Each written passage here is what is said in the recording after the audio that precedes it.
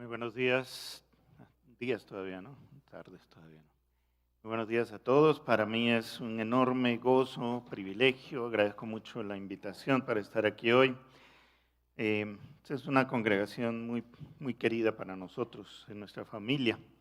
Llegamos a Medellín hace más de 20 años y estaban todavía por allá por la quebradita de Zúñiga y había un colegio que funcionaba en esta congregación. Entonces allí llegaron nuestros hijos muy pequeñitos y les ayudó mucho en su transición y aprender a amar Medellín. Imagínense cómo será la cosa que ya el más chiquitico de ellos, le celebramos 27 años esta semana, entonces el tiempo ha pasado. Entonces muchas gracias, Carlos, por esta oportunidad de estar aquí. Voy a invitarlos a abrir sus Biblias en el Evangelio de Juan, Juan capítulo 3. Para muchos veteranos, hablar de Juan 3 inmediatamente les trae a la mente a un personaje llamado Nicodemo, ¿cierto? La conversación de Jesús con Nicodemo. Y eso es lo que vamos a mirar ahora. Vamos a leer del verso 1 al verso 16 de Juan 3. Había un hombre de los fariseos que se llamaba Nicodemo, un principal entre los judíos. Este vino a Jesús de noche y le dijo: Rabí, sabemos que has venido de Dios como maestro, porque nadie puede hacer estas señales que tú haces si no está Dios con él. Respondió Jesús y le dijo: de cierto te digo que el que no naciere de nuevo no puede ver el reino de Dios. Nicodemo le dijo: ¿cómo puede un hombre nacer siendo viejo? ¿Puede acaso entrar por segunda vez en el vientre de su madre y nacer? Respondió Jesús: de cierto te digo que el que no naciere del agua y del espíritu no puede entrar en el reino de Dios. Lo que es nacido de la carne, carne es. Y lo que es nacido del espíritu, espíritu es. No te maravilles de que te dije: os es necesario nacer de nuevo. El viento sopla de donde quiere y oyes su sonido, mas ni sabes de dónde viene ni a dónde va. Así es todo aquel que es nacido del espíritu. Respondió Nicodemo y le dijo: ¿cómo puede ser esto? Respondió Jesús y le dijo: ¿eres tú, maestro de Israel, y no sabes esto? De cierto te digo que lo que sabemos hablamos y lo que hemos visto testificamos, y no recibís nuestro testimonio. Si os he dicho cosas terrenales y no creéis, ¿cómo creeréis si os dijere las celestiales? Nadie subió al cielo sino el que descendió del cielo, el Hijo del Hombre que está en el cielo. Y como Moisés levantó la serpiente en el desierto, así es necesario que el Hijo del Hombre sea levantado, para que todo aquel que en él cree no se pierda, mas tenga vida eterna. Porque de tal manera amó Dios al mundo que ha dado a su Hijo unigénito, para que todo aquel que en él cree no se pierda, mas tenga vida eterna. Señor, entregamos nuestras mentes, nuestras voluntades, nuestras vidas delante de ti en este tiempo para que tú nos hables, Señor. Son cosas que no podemos manejar desde una perspectiva puramente intelectual, ni siquiera emocional. Necesitamos la ayuda de tu Espíritu Santo para poder incorporar estas verdades a nuestras vidas para tu gloria y para nuestra bendición. Y por eso te rogamos, Señor, esta ayuda y te lo pedimos en el nombre de tu Hijo glorioso Jesucristo. Amén. Bueno, esta historia empieza hablándonos de Nicodemo, quien es descrito como un fariseo principal entre los judíos, pero del que no llegamos a saber mucho más. No hay mucho más que sepamos de él, fuera de dos menciones posteriores que hace Juan en este mismo evangelio, pero que son muy breves, muy incidentales. Aparece como un personaje importante de la sociedad local, fascinado con Jesús al punto de correr el riesgo de recibir la ira de sus colegas del Sanedrín para venir a visitarlo. Pero para proteger su estatus, el hombre viene de noche, seguramente con una capucha puesta para que nadie lo vea entrar donde Jesús. Más o menos como que lo que nos pasa ahora con mi esposa, porque como estamos dedicados a hacer consejería entre familias pastorales, Casi que todo el mundo llega de noche para que no sepan que han ido a visitar a Manuel y Pati, porque van a decir que estamos en problemas. Entonces, así llega Nicodemo, todo escondidito, todo de incógnito. Pero dense cuenta de que Nicodemo como personaje no es muy importante. No nos da mucho más que su nombre y su estatus en la sociedad de Israel en ese momento. Nicodemo no nos da un ejemplo positivo ni un ejemplo negativo del cual podamos aprender. No hace declaraciones extraordinarias que nos demuestren que ha tenido una revelación por parte de Dios. No es un enemigo de Jesús, no le hace preguntas para ponerle zancadilla, para ponerle una trampa, no hace ninguna de esas cosas. En realidad, Nicodemo es como una tela, como un lienzo en blanco que Juan usa para pintar un cuadro en el cual se nos presenta su conversación con Jesús. Y lo importante es que lo que Jesús le responde, porque ni siquiera es importante lo que Nicodemo pregunta. Yo no diría, bueno, ¿cómo es eso? Si la pregunta no está relacionada con la respuesta, ¿cómo vamos a decir que una cosa es importante y la otra no? Y por eso es que quiero invitarlos a ver cómo se desarrolla este diálogo y ver qué podemos aprender nosotros de él. Nicodemo hace una afirmación sorprendente porque arranca reconociendo que él ve a Jesús como un maestro, lo saluda con mucho respeto. Verso 2, Rabí, o sea, maestro, sabemos que has venido de Dios como maestro porque nadie puede hacer estas señales que tú haces si no está Dios con él. Y es asombroso que esta afirmación venga de un fariseo, miembro del Sanedrín, porque ellos pensaban todo lo contrario de lo que Nicodemo está diciendo en este momento. Ellos decían que Jesús era un advenedizo,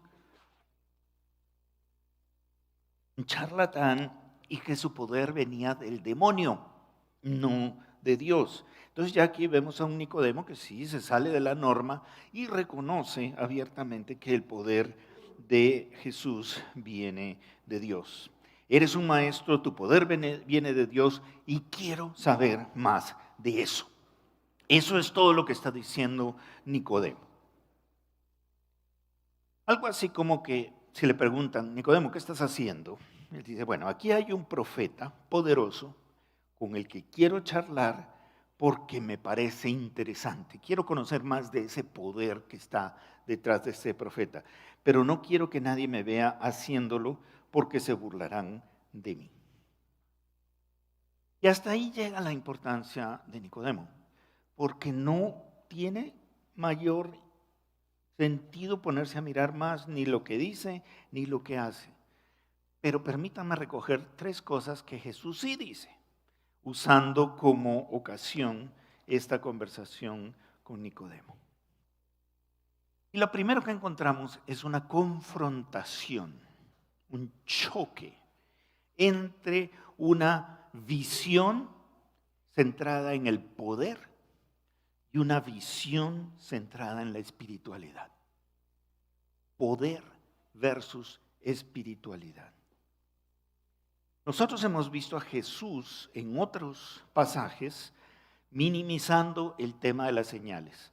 Señales, prodigios, milagros, como ustedes los quieran llamar.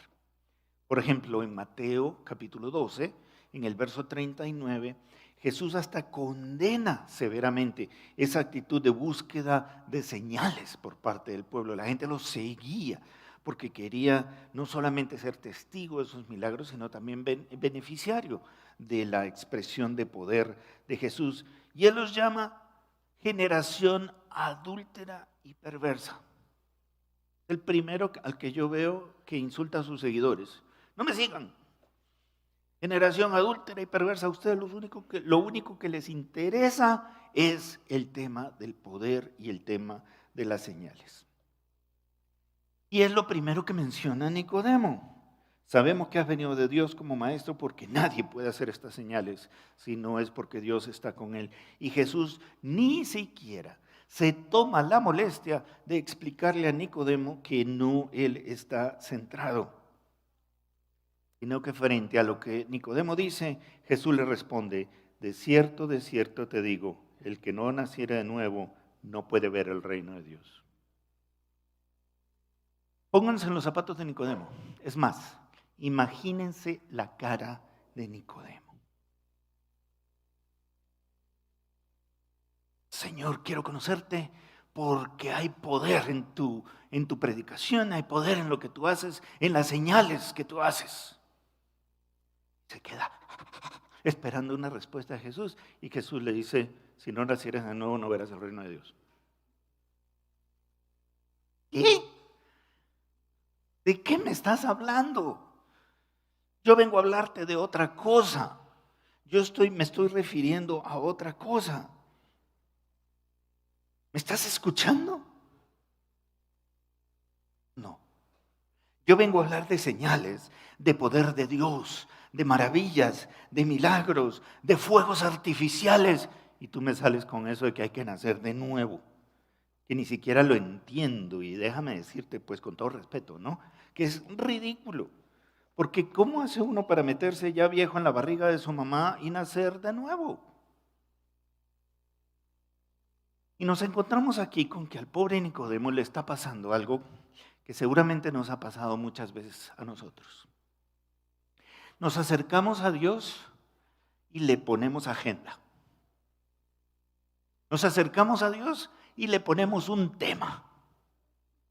Y le decimos: Señor, esto es de lo que yo quiero hablar. Y Dios nos mira, nos ignora y nos habla de otra cosa. Puede estar pasando ahora mismo que viniste hoy y oraste: Señor, tengo que tomar esta decisión, háblame directamente. Y el Señor te sale con algo que nada que ver. Nicodemo visita a Jesús porque quiere hablar de A. Y Jesús le responde Z. Jesús no le hace caso a Nicodemo, sigue con su discurso, le habla del nacimiento del agua, del Espíritu, del reino de Dios. De una vez pone a un lado el tema que Nicodemo le trajo. Señor, yo he venido a hablar de poder y de señales. Y Jesús le dice: bueno, bien pueda, porque yo voy a hablar de nacimiento, de nuevo nacimiento, del agua y del Espíritu. Yo te voy a hablar de espiritualidad, yo no voy a hablar de señales. Lamentablemente, este choque que vemos nosotros ahí en esta conversación está vivito y coleando 2000 años más tarde. Porque este es un tema en el que la iglesia contemporánea parece estar todavía más perdida que Nicodemo. Todavía más fuera de base que Nicodemo. Porque podemos hablar en este instante, domingo en la mañana, ¿qué día es hoy? ¿10 de octubre de 2021, millones de personas que están como ustedes acudiendo a un servicio religioso en una iglesia como esta? Muchos sinceramente creyendo que siguen a Cristo, que siguen al Evangelio, pero que no son nada más que representantes de esa generación adúltera y perversa que demanda señal. ¡Ay! ¿Me estás diciendo adúltero y perverso a mí? Pues sí. Si lo que estás buscando es señal, si lo que estás buscando y demandando de Dios es eso, pues sí, eso es lo que Él dice. La única razón por la que me buscan, la única razón por la que me siguen, es por el beneficio que creen que pueden recibir por el ejercicio de mi poder. Pues ¿saben qué? Generación adúltera y perversa. Yo no quiero saber nada con ustedes. Viven embelesados y hechizados por personajes de baja estofa que se suben a tarimas como estas en centros de entretenimiento religioso para mostrar el poder, para mostrar las maravillas y de paso exprimirles los bolsillos. ¿Quieres sanarte? ¿Quieres ser feliz? ¿Quieres que se arregle tu matrimonio? ¿Quieres que el Señor cambie a tu marido que no has podido cambiarlo hasta ahora, pero Él sí te lo puede cambiar? ¿Qué quieres? ¿Qué quieres? Dime qué quieres. Y ven y pon tu plática acá para que el Señor te dé lo que estás pidiendo. Y si no funciona, es porque no pusiste suficiente plática o porque te faltó fe. Amén. Y esa generación adúltera y perversa anda buscando quien los manipule emocionalmente y les quite su plática, porque quieren ver señales. Ahora bien, no seamos extremistas, porque hay que reconocer que todo eso está dentro de lo que Dios hace y dentro de lo que Dios nos ofrece. El problema es que la perspectiva es incorrecta. Jesús mismo pasó una buena parte de su tiempo sanando enfermos, echando fuera demonios. La Escritura nos dice que Dios bendice a un corazón generoso. La Biblia dice que Dios nos ha prometido proveer para nuestras necesidades.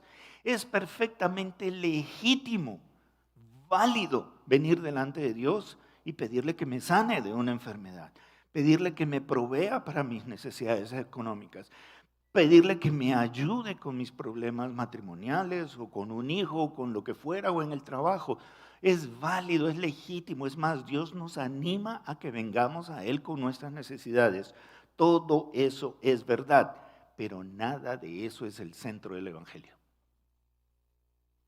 Y lo hemos convertido en el centro del Evangelio. Como que seguir a Cristo es la solución para mi vida aquí.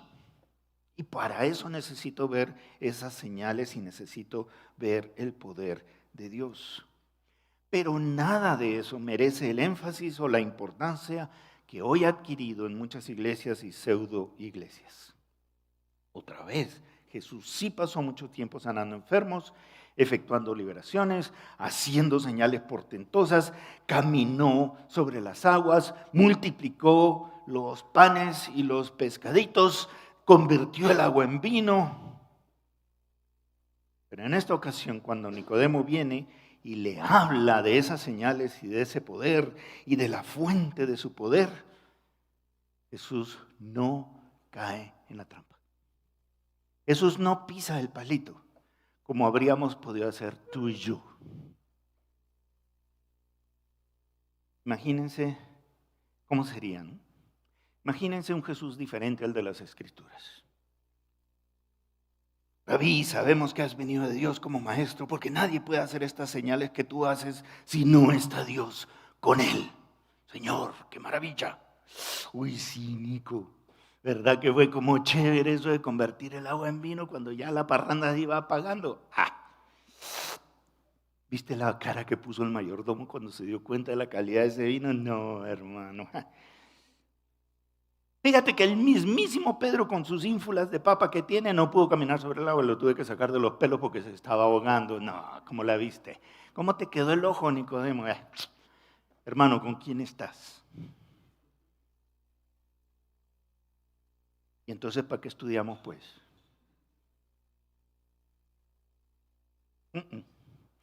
El discurso de Jesús no es el discurso de un pastor arrogante, borracho por el poder que ve desplegarse a su alrededor. Nosotros sí caemos en esa trampa. Jesús no. Nicodemo quiere oír de esas cosas, pero Jesús le sale con una curva monumental. Nicodemo no vio la placa del camión que lo atropelló. No lo vio. No se dio cuenta. Porque mientras él dice, uy, maestro, qué poder. Jesús le responde, el que no naciere de nuevo no verá el reino de Dios.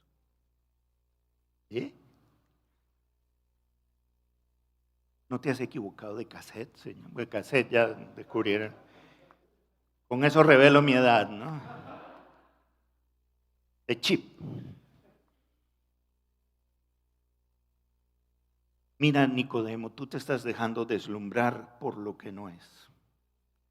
Vas a ver señales, te vas a maravillar, vas a salir de aquí diciendo, uy, Jesús es lo máximo. Vas a reconocer que mi poder viene de Dios, como ya lo has hecho. Vas a decir, qué lindo, qué maravilla, pero de eso no se trata.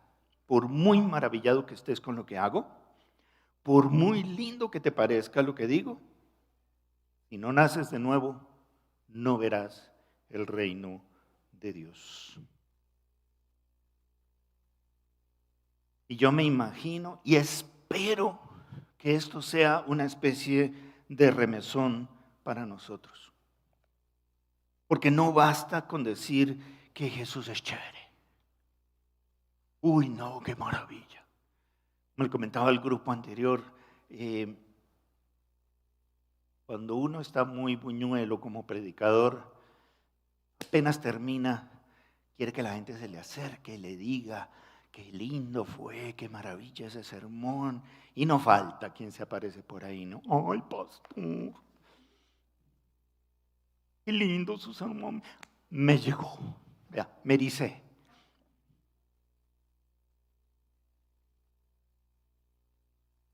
Y uno se queda pensando, a mí no me importa eso. No me importa ni siquiera si te gustó o no te gustó. Lo que me importa es que se convierta en verdad en tu vida. Lo que me importa es que lo que escuchaste cambie tu manera de pensar, de sentir, de actuar de una manera que le traiga la gloria a Dios y bendición a tu propia vida. Pero ¿qué sentido tiene decir, ay, qué lindo? Y por una oreja me entró y por la otra me salió. No basta con decir que Jesús es lindo y chévere. No basta con haber sido sanado. Hay gente que creyó que porque un día llegó a una iglesia con un cáncer terminal, oraron por él, le impusieron las manos, se fue a su casa, estuvo sano, fue donde el médico, comprobaron que ya estaba sano y listo. Ese fue uno de esos leprosos a los que Dios sanó, a los que Jesús sanó y nunca más volvió. ¿No le ganó el cielo? No. ¿Lo sanó de la lepra? Digo, ¿del cáncer? Sí. ¿Pero le ganó la salvación? No. No es suficiente, ni siquiera con haber sido beneficiario del poder de Dios en nuestras vidas. Eso no salva a nadie. Es como la religión. Si tus expresiones religiosas no son la manifestación de una nueva vida, sirve para tres cosas. Aunque sea la religión cristiana. Si no nacemos de nuevo, nada de eso tiene ninguna importancia eterna. Sí puede haber tenido una importancia muy grande en nuestras vidas aquí, al haber sido sanados de una enfermedad terrible, al haber recibido una inyección económica en un momento de necesidad, lo que fuera. ¿Fue importante aquí? Sí, pero importancia eterna no la tuvo. Entonces, esta confrontación entre señales, poder y espiritualidad nos lleva al segundo punto, que es el nuevo nacimiento. Ay, Manuel, que no vas a venir a hablar aquí de nuevo nacimiento. Nosotros ya somos cristianos, somos evangélicos. Es más, somos bautistas.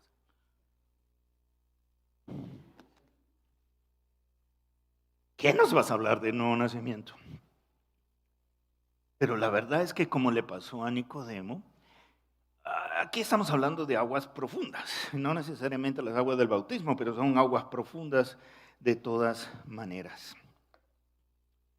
Como se lo explicó Jesús al confundido Nicodemo, no se trata de regresar al vientre materno para volver a salir. Tranquilas, señoras, no se trata de eso. Ya mi mamá me ha repetido 20,000 veces cuánto sufrió, porque yo tenía 4 kilos 200 gramos. Ahora imagínense con 100. No tiemblen, no se preocupen, no se trata de eso, no se trata de eso. Es necesario nacer, sí, pero del agua y del espíritu. Pues Nicodemo dice, bueno, gracias por la explicación, pero no me resuelve nada. Primero me dice que hay que nacer de nuevo. Y ahora que del agua y del espíritu, ¿qué significa eso? Esa es una frase también bastante enigmática, ¿cierto? Pero encapsula la enseñanza bíblica que después se desarrolla en los evangelios, en las cartas del Nuevo Testamento, porque hay varias cosas para considerar ahí. Voy a tratar de ser muy esquemático para que sea fácil seguir el pensamiento aquí. En primer lugar, la Escritura nos enseña que a los ojos de Dios todos nosotros estamos muertos en nuestros delitos y pecados. Todos los seres humanos, todos, sin distinción de edad, de sexo, de raza, de la época en la que vivieron, nada de nada. No hay justo, ni siquiera uno, dice la palabra. Todos se descarriaron. De manera que para Dios no hay buenas personas. No hay gente chévere. Esa es una vaina que nos hemos inventado nosotros. Mira, vengo a presentarte a Cristo. Vengo a presentarte al Salvador. ¿Salvador de qué? Salvador de nuestros pecados. No, ¿cuáles pecados? Yo soy buena gente. Yo no engaño a mi mujer. Bueno, no mucho. Yo no he matado a nadie. Pues matado no.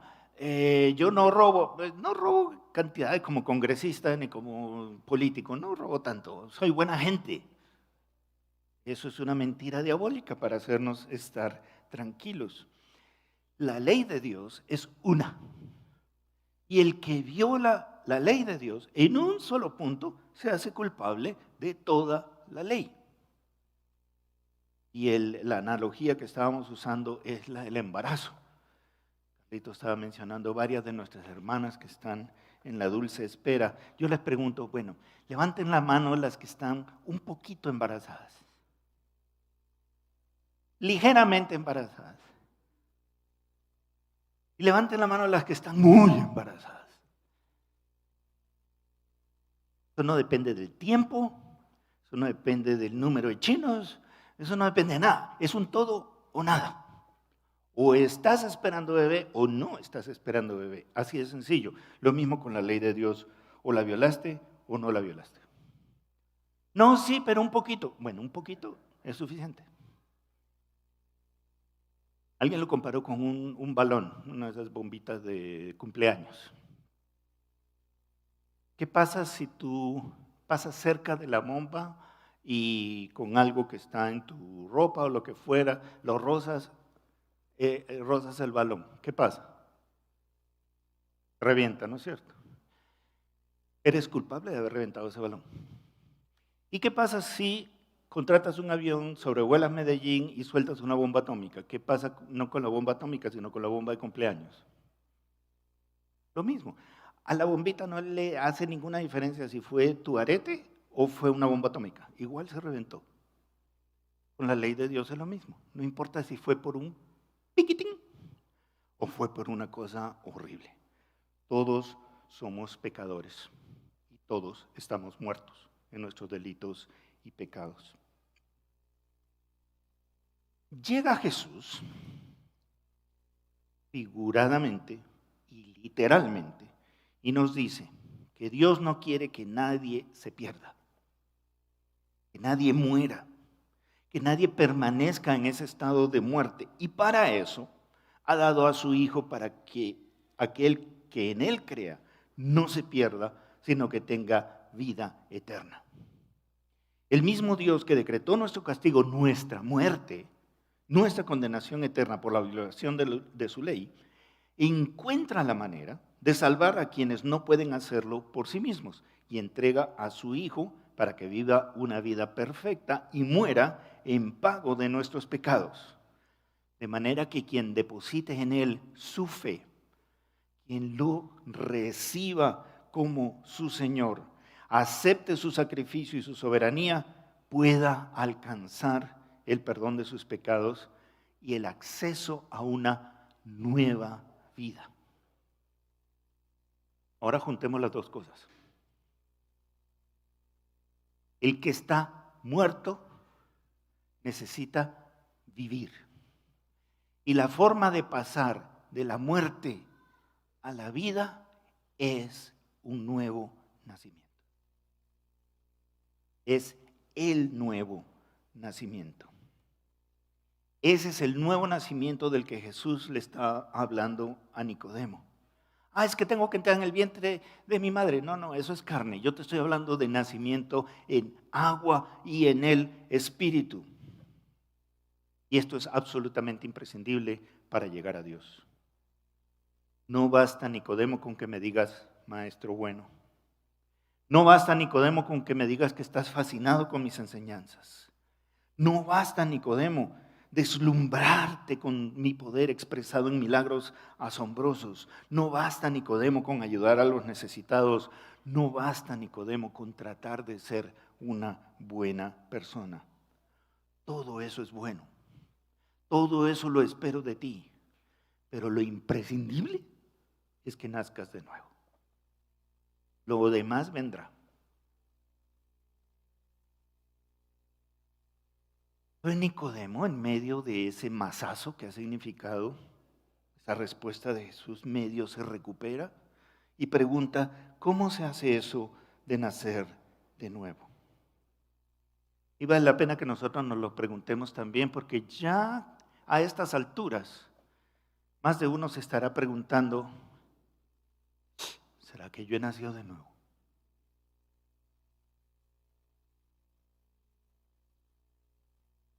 Porque la Biblia nos enseña que nosotros necesitamos identificarnos con Cristo en su muerte para poder estar unidos también con Él en su resurrección. La Escritura nos dice que el que está en Cristo, nueva criatura es. Las cosas viejas pasaron y aquí todas son hechas nuevas. También nos dice que el que viene a Cristo tiene que hacer morir el hombre viejo para que el nuevo se vaya fortaleciendo. Y ahí es donde cobra una importancia muy grande este tema del bautismo como una señal visible y pública de que esa es nuestra decisión por el resto de la vida. Porque eso de hacer morir el hombre viejo es una cuestión de toda la vida. Es un trabajo para toda la vida. Y en ese sentido el bautismo tiene alguna similitud con el matrimonio. Porque la persona viene delante de una comunidad y se para aquí a decir qué es lo que Dios ha hecho en su vida y para hacer público un compromiso con Cristo. En las buenas, en las malas, en salud o enfermedad, en riqueza y en pobreza, de hoy en adelante yo estoy muerto para el mundo, vivo para Dios en Cristo. Como cuando uno se para aquí con su novia y le dice a las demás muchachas, chicas, qué pena con ustedes, pero yo ya estoy muerto para ustedes. Porque yo me estoy comprometiendo solo con ella y nadie más. Lo lamento mucho.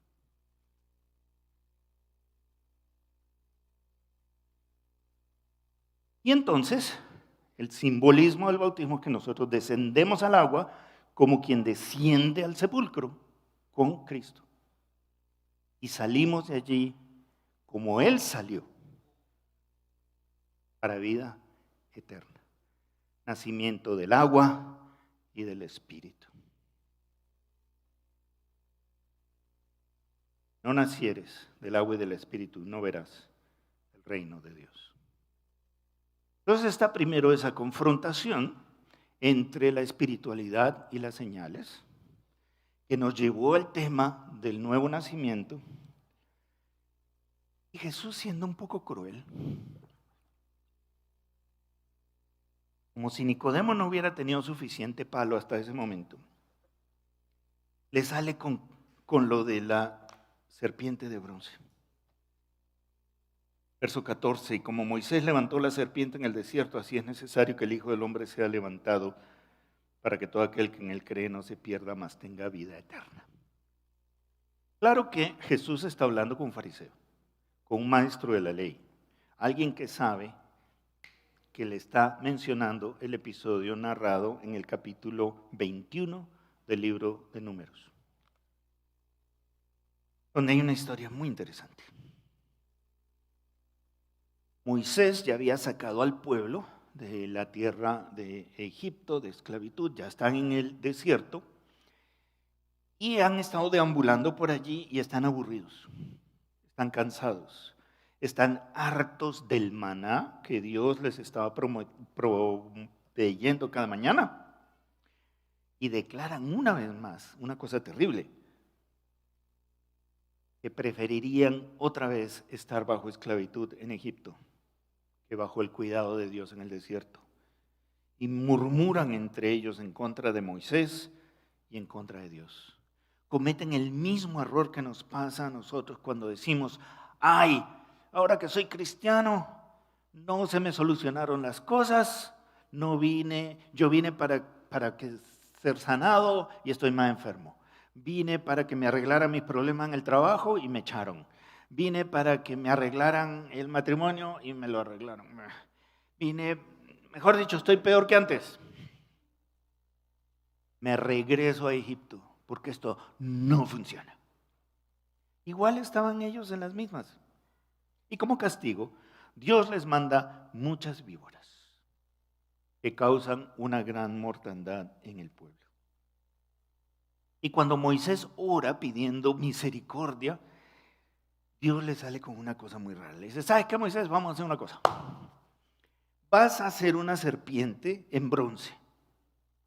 La vas a clavar en una estaca y vas a parar ese poste en el centro del campamento. Estamos hablando de 500,000 de personas, un campamento enorme. En el centro del campamento pones tú esa serpiente de bronce, la cuelgas ahí. De ahí en adelante, si alguien es mordido por una víbora y se quiere salvar, no tiene que ir a buscar una vacuna, no tiene que ir a buscar un suero antiofídico, no tiene que hacerse el Tarzán y cortar para chupar ahí el veneno y botarlo. No tiene que hacer ninguna de esas cosas, porque ninguna de esas cosas lo va a salvar. Lo único que lo va a salvar es mirar a esa serpiente de bronce que yo te he mandado a hacer y clavar en el centro del campamento. Si te muerde una víbora y estás lejos, pide que te acerque. Si te muerde una víbora y hay obstáculos en el camino, hay una tienda o lo que fuera, alguien te tiene que mover para que puedas levantar tu mirada a esa serpiente que está allí clavada y poder ser salvo. Si hay un gordito parado delante de ti, pídele que se mueva, porque tú necesitas ver esa serpiente que está clavada allí. Y esa es la imagen que usa Jesús para traerlo ahora en los versos 14 y 15 y representar la forma en que Él, Jesucristo, estaba trayendo la salvación a este mundo. Y ahí alcanza el discurso de Jesús esa cumbre fantástica de Juan 3:16, en la que la misericordia de Dios invade la historia humana. La misericordia de Dios se mete y abre camino para la nueva vida que no podíamos alcanzar por nosotros mismos. Ustedes saben que desde Génesis la serpiente ha sido un símbolo del pecado y un símbolo del demonio. Y esa es la principal enfermedad que nos está matando a todos los seres humanos. Nosotros creemos que necesitamos del poder de Dios porque tenemos diabetes, porque tenemos artritis, porque tenemos cáncer, porque tenemos cualquier otra cosa.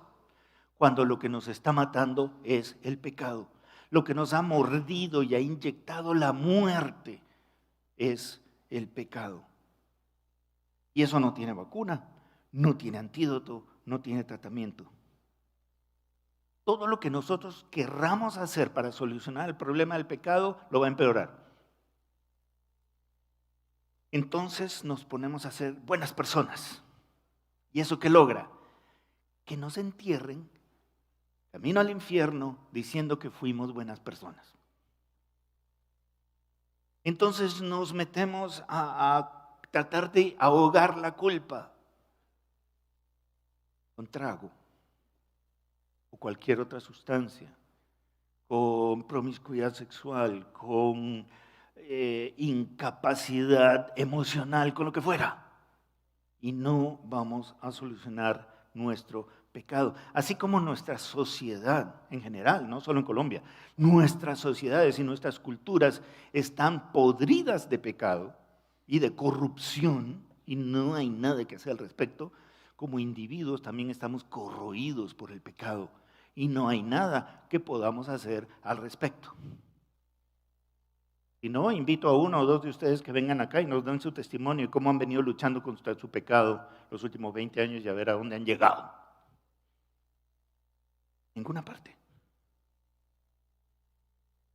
Uy, no, entonces toca declararnos vencidos, que no podemos hacer nada absolutamente, eso es humillante. La sociedad alrededor de nosotros nos dice, eso es muy humillante. Yo no me voy a humillar, yo soy gerente de una gran empresa, ¿cómo me voy a humillar para eso? No, yo soy profesor de una universidad. Yo no me voy a humillar de esa manera, eso es patético.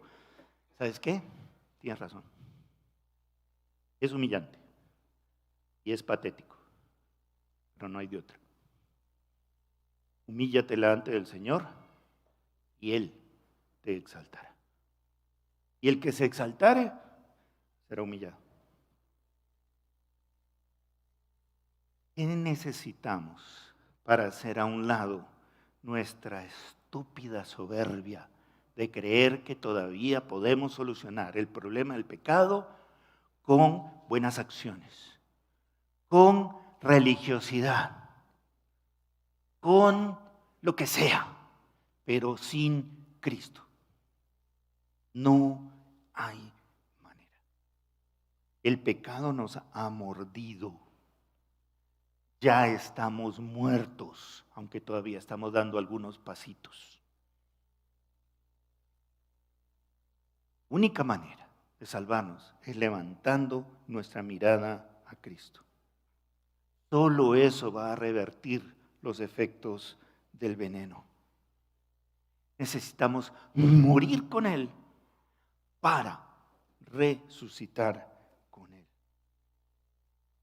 Porque recuerden, nadie viene al Padre si no es por mí. Como efecto de estar unidos a Cristo, como efecto de la nueva vida que estamos viviendo, sí podemos ser personas más morales, más generosas, más fieles, pero perfectos, no. El poder de Dios, ahora sí, el poder del Espíritu Santo viene a acompañarnos y apoyarnos en esa nueva vida. Bueno, compadeciéndonos de ese pobre Nicodemo, imaginemos cómo salió de esa conversación. Tiene que haber salido con un dolor de cabeza impresionante. El texto no nos lo dice explícitamente, pero más adelante en el capítulo 7, Juan nos cuenta cómo Nicodemo se enfrentó valientemente a sus colegas del Sanedrín que querían condenar a Cristo sin haberlo escuchado. Interesante, ¿no? Jesús no escuchó a Nicodemo. Por lo menos no escuchó sus palabras, pero sí escuchó el grito de su corazón y de su alma. Y a eso respondió. En el capítulo 19 se le menciona junto con un discípulo secreto de Jesús, también miembro del Sanedrín, su colega José de Arimatea, que fue el que se dio su sepulcro para que fuera enterrado allí. Y Nicodemo contribuyó para las honras fúnebres de Jesús con 50 kilos de aloe y mirra. Un montón de plata. Entonces creo que tenemos suficientes elementos para pensar que este hombre que vino a ver a Jesús secretamente, con miedo y con una agenda de señales y de poder, salió con una mente y un corazón cambiados completamente. Y salió con su futuro temporal y eterno solucionado para siempre. Por ese amor que muestra Jesús, su decisión de aparecerse públicamente con una ofrenda generosa para su sepultura, podemos creer que Nicodemo fue un hombre que nació de nuevo. Quien era un religioso, maestro de la ley, era un pastor, líder, obispo, apóstol, arcángel, lo que ustedes quieran llamar ahora a toda esta gente. Ignorante, muerto en sus delitos y pecados, con toda su religión y con todo su conocimiento.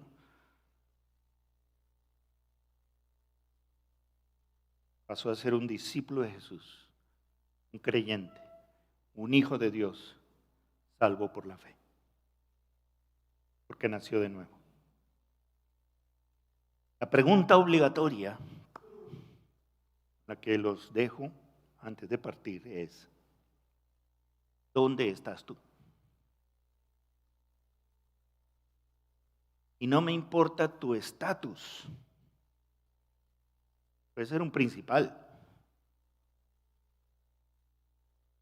No me importa cuánta plata tienes. Puedes comprar todos los kilos de aloe y de mirra que te dé la gana. No me importa si hablas hebreo bíblico y griego koiné y ugarítico y no sé qué más. No me importa si te llaman maestro de la ley. Ni me importa qué tan religioso eres. La única pregunta que tengo, después de haber leído este texto juntos, es: ¿has nacido de nuevo?